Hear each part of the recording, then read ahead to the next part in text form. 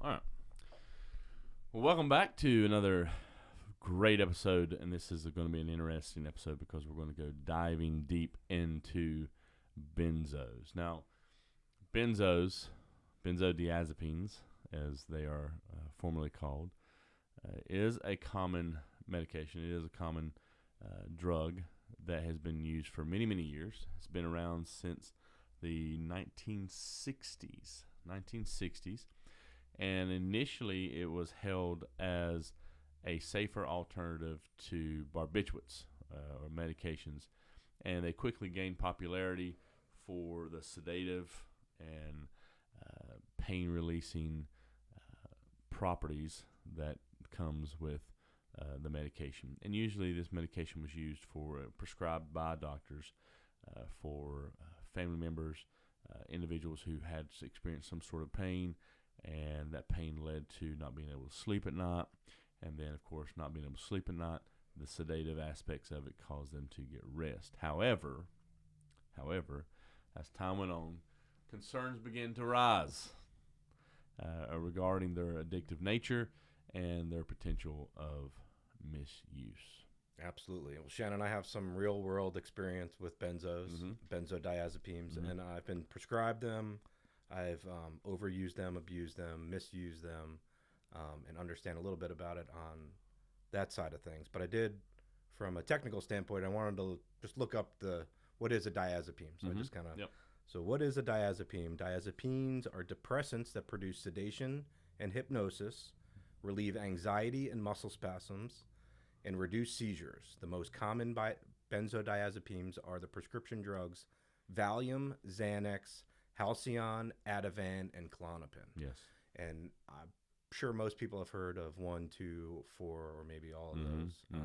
Definitely Xanax, Valium, and K's, Klonopins. Yes. Those are the three big misused ones that they have used in the past. I know I was prescribed Ativan, and when I was prescribed Ativan, at first it was for sleep, and then it was for any time I would have a procedure. A lot of times I was getting a lot of MRIs, and they'd give me Ativan before to try to get me to calm down. But the addict side of me never took it as prescribed. Really, it was always to counteract the negative effects of the drug I was abusing, which was opiates. You know, it was, the pain I was trying to relieve was the pain of withdrawals, or going weeks without taking care of myself and trying to sleep, things like that. So it's really a dangerous medication. It's my understanding it's a lot like the pill form of alcohol. I know. Good way of putting it. Yeah, I've personally, I know that when I've taken it, regardless of the amount, the after effects are the same as alcohol. I've in the past I've drank too much, and I know what that feels like. And so when somebody is abusing benzos, at least in my understanding of it, a lot of the same things that happen when somebody drinks too much happens when somebody's taking too many benzos. So blackouts, erratic drunk behavior, not remembering things, just kind of off kilter, very much like somebody who had been, had a high blood alcohol content. But yeah, I always just thought it was valuable to me to see it that way. But yeah, I know, and I would venture to guess that, and you may even have these statistics, the prescription statistics, but if you're a listener here in Alexander County, or just a listener period, I'm certain that you know somebody, maybe possibly prescribed these yourself. General anxiety disorder is a big thing in the world we live in now. I mean, who's not anxious? You're exactly take a look around at what's going on. I mean, who's not anxious? Yeah. And everybody's anxious. Sure. And I am not by any means overstepping a physician and telling you what to take or what not to take. But please be careful when taking anything controlled for things like that. Yeah, because there is the good side of medications. There is an important side of medications, and working in the emergency service field, when it comes to areas like seizures. Absolutely. We use Ativan, which is a benzodiazepine, and we use it for to slow the seizures down, working with the receptors in the brain. Of course, for individuals who are very anxious, we may use Ativan to, again, calm them down. There's been many times where we've had individuals in a truck. They're very anxious. They're kind of all over the place. We can't keep them still when we're trying to work. We may try to calm them down a little bit with that sedative effect. But it's very, very small dosages. Sure. Very, very small dosages. And it's controlled. It's a controlled substance. And so there is a good side of it, but then for anything good, there's always got to be a bad. Yeah. Well, and I was prescribed Valium. I have a bad back, just being a carpenter for 30 years. It's just comes with it. And maybe 10 years ago, it was before I went through my healthcare crisis, opiate addiction. Before all that, I had blown my back out, and it was a spasm. But it was agonizing, but it was also put me on my back. Like, there was no moving. This wasn't something you could squeeze through. It was, and it worked. It worked. However, I liked it. I liked it. This is before, like I said, me diving into. So it wasn't like I was drug seeking after that. What did you like about it? It checked all the boxes. I was able to relax. The pain was gone. I was able to move. It did all the things that I needed it to do from a medication standpoint. But there was a euphoria. There was an obvious euphoria. Really? Yeah. And that could have been the dosage. Like I said, I do remember that being like a one time. I think I was given 2 tablets or something like that. It wasn't, the doctor didn't say, it might, if I remember correctly, it was an emergency room visit. So it may have been that they gave me something there in the emergency room and then gave me like 2 higher dose tablets to take home. Okay. And that was a decade ago. Yeah. But I remember an obvious or a thought that if somebody gave me this, I'd like a prescription. Like this could help my life. Yeah. That's just kind of those fleeting thoughts. And I had never got a prescription for Valium after that. I'd been given Benzos like I said, on several occasions when I was getting, going into a CT or an MRI. It was really hard to sit still for MRIs just because it was so painful. So that would truly help. But at the same time, the addict brain of mine looked forward to that. That was it wasn't. And there's plenty of people out here, like you said, this is a drug, a controlled drug that in the right setting has its benefits. Yeah. So for me, the only time I've ever took a benzo in my life was going to the dentist. And they give you one little Valium before you come. They say take it, I think it's an hour, maybe 2 hours before you get to the office. And dude, no joke, it chilled me out. Now, back in 1984, somewhere around that, my 80s. grandmother, she was prescribed Valium on a regular basis. Yeah. Yeah, Tic Tacs. Yeah, because she had bipolar disorder, manic depression, bipolar disorder. Yeah. And so this, again, back in 1980. So this is so many more medications out now. Right, yeah. But they would give her, I'm telling you, probably 25, 30, 40 pills. Sure, yeah. And when she would start to feel that manic stage, and it would just calm her down. And wash it down with a hot toddy, probably. Yeah. And so, so she was, that's exactly right. A little loose back then. But she would, it would calm her down. But it was also misused because there would be times where she would take it, not designated for what it was ultimately prescribed for. Well, and I think that leads to it is physically addicting. And bringing this up back to the alcohol thing, it's physically addicting. It and alcohol are the only drugs you can die from withdrawing from. Opiates suck. I mean, you'll feel like you're dying. Yeah. I mean, for days. Yeah. But there's no potential, maybe some rare case where they have some other disorder or something they can't handle the stress of. But the physical withdrawals themselves aren't a risk of killing you. Yeah. Now, benzodiazepines and alcohol, and somebody that's drinking all day, every day and stops drinking in an uncontrolled setting can die. Same with benzodiazepines. So, yeah, it's something to think about. Well, it's that grip. It's that grip of addiction that someone gets in and they struggle to break free because they have that cycle of dependence. They feel like they have to have it every single day. And then, like you just said, which hits the nail on the head here, then you have the combination of benzos and other substances such as alcohol and opioids.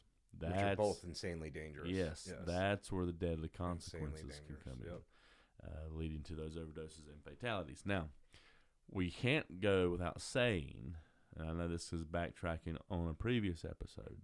Fentanyl? Fentanyl. All right, fentanyl. I knew where you're going. Because what's taking place now is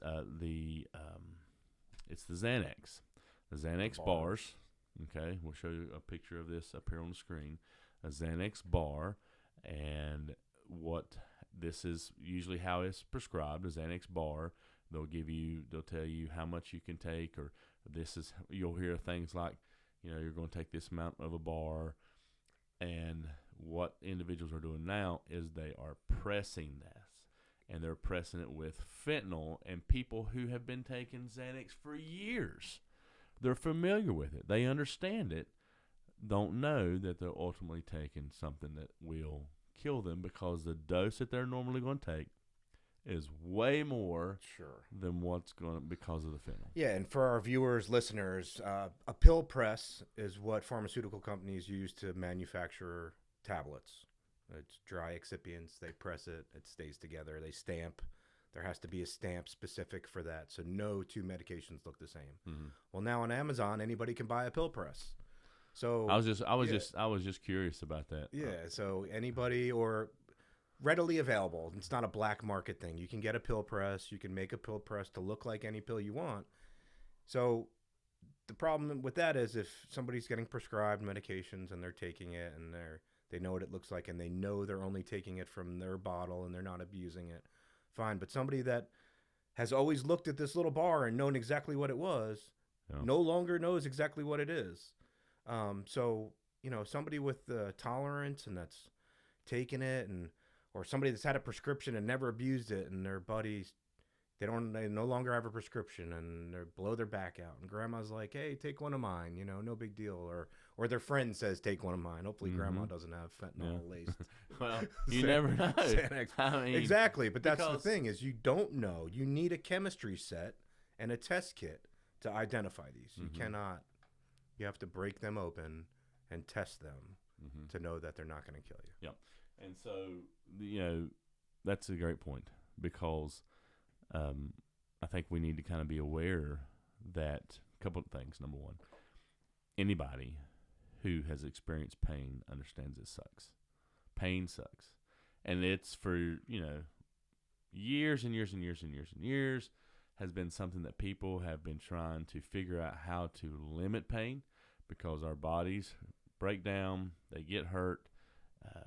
Pain, if you're in your 30s, sorry, I hate to tell you this, but pain is starting to arise and more, and it's just going to get worse.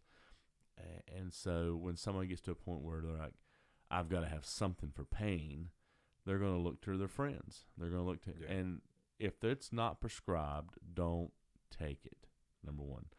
Number two, if you don't know where it come from, don't take it, because currently right now, it's very, very dangerous to take something you're not familiar with. Yeah, any black market substance, anything, is you're at risk of dying right now. That's just the insane world we live in now, because fentanyl is the cheapest thing to produce, the most readily available for the black market, and since it's in micrograms instead of milligrams, it's just from a drug kingpin standpoint, that's what makes sense. So they don't care. It's all about, they don't care if you die. They don't care if your child dies. It's not what it's about to them. So there is a likelihood, a very real likelihood, that any substance out there that's coming off the street could have fentanyl in it. And that's what these deaths are coming. That's why you're here. That's what created your job. Yep. That's exactly right. And, we have these little things here called fentanyl test strips. We have xylazine test strips, but that's another episode. Fentanyl test strips, where if you're not familiar, if you don't understand, then you can actually test that drug to see if it's laced with any type of fentanyl. And this is unfortunately the habits that we have to be getting into because of such things. Now, going back to benzodiazepines, it is a well-known medication. It's been around for years, but you're not supposed to take it with anything else, okay?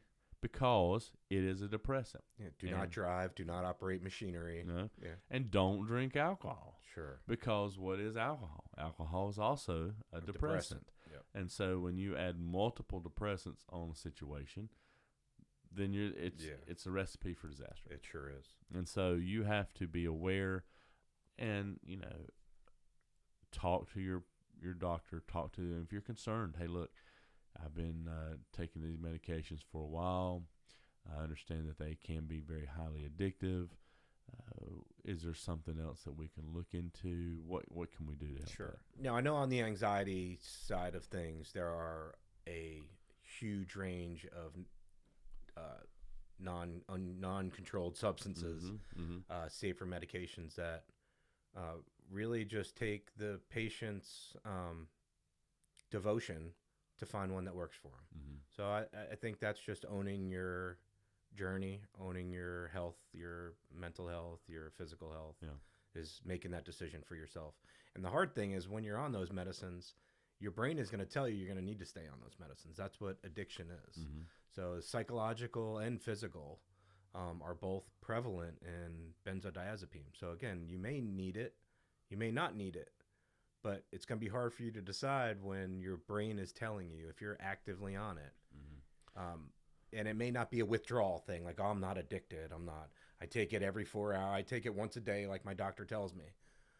I got a feeling if you stop doing that, and I'm not suggesting that at all, because there can be you need to seek your doctor's guidance if you're wanting to stop. Yeah, and the reason for that is because you could, if you've taken a medication for a long period of time, you're used to it, and eventually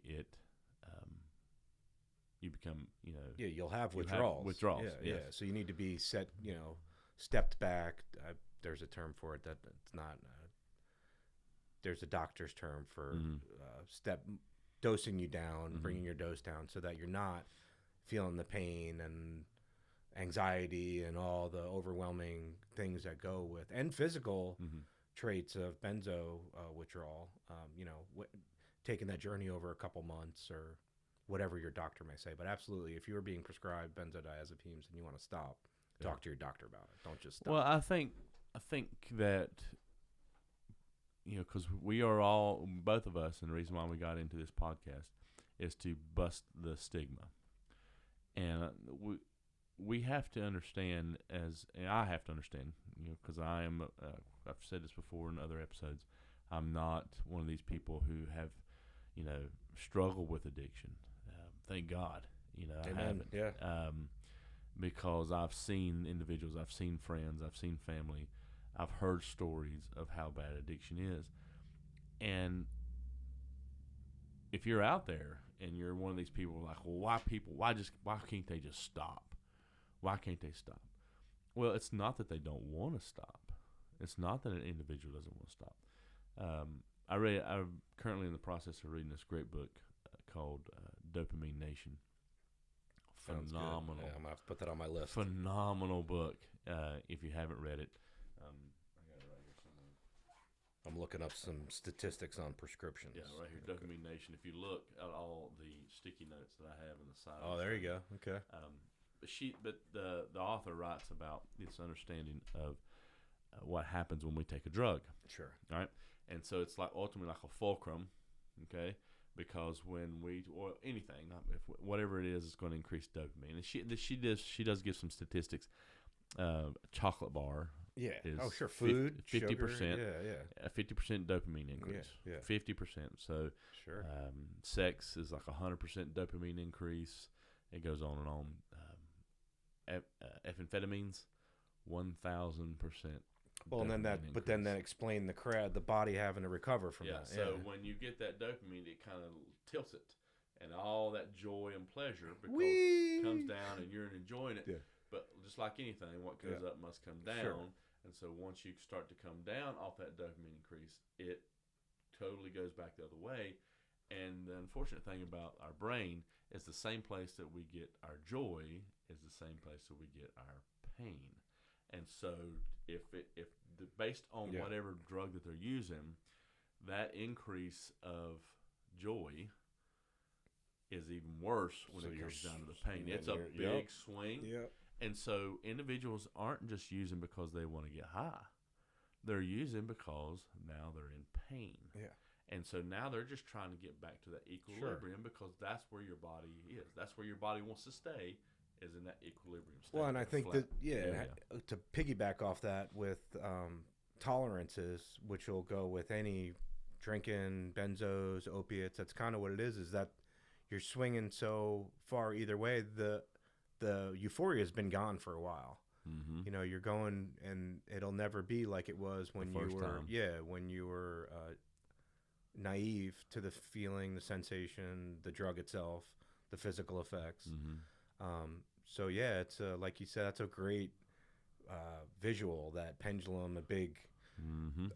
the carny ride. Yeah, You yeah. know, that's what it is. Yeah, and There's no that's- stopping that on a dime. And if you've heard people say, "Well, I'm chasing that dragon," or "I'm chasing," that's what they're trying to chase originally. It's like, wow, that was your body's like, whoa, that was the greatest dopamine release I've ever had, And it'll never happen again. and it'll never happen the same way. You get tolerant with it, and then after the tolerance wears off, then ultimately the pain is just constant. Well, and by that time, your brain's rewired to need it. That's Mhm. It's not a matter of craving the sensation. It's a matter of your.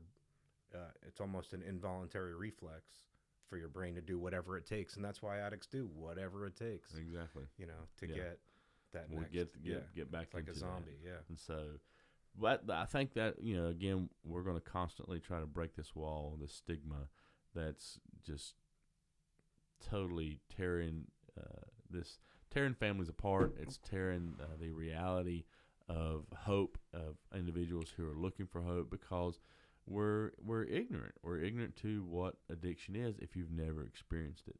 And we need to be more empathetic. We need to understand that this is a very sad thing. And when you look at in the drugs such as benzodiazepines, it's been around for so long, and people have become addicted to it because of the need for it. So just be aware. We should understand, be more graceful, recognize that people that's not necessarily want to get high, but they just want to feel better. And who doesn't want to feel better? Yeah, and I think to speak to the stigma on it, every episode I think brought up the idea that we all know somebody. You may not run around telling everybody, "Oh, my son's an addict," or somebody in your family, friends, your circle is struggling with this. Mm-hmm. That's just the reality of it. But they're nurses, they're doctors, they're lawyers, they're carpenters, they're sons, brothers, fathers, daughters. So it's ugly. We Mm-hmm. get that it's ugly. I've been there. I've been the ugly guy. Yeah. But we do recover. We get better. We need to stay alive. Mm-hmm. So that's having treatment available. That's not having that stigma punch me in the face when I'm asking for help. Mm-hmm. It's having services around here.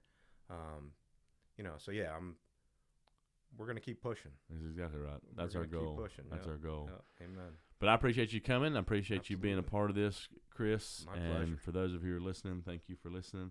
I'm Shannon Childers, My name is Chris Strathy. and we are the Chemical Brothers.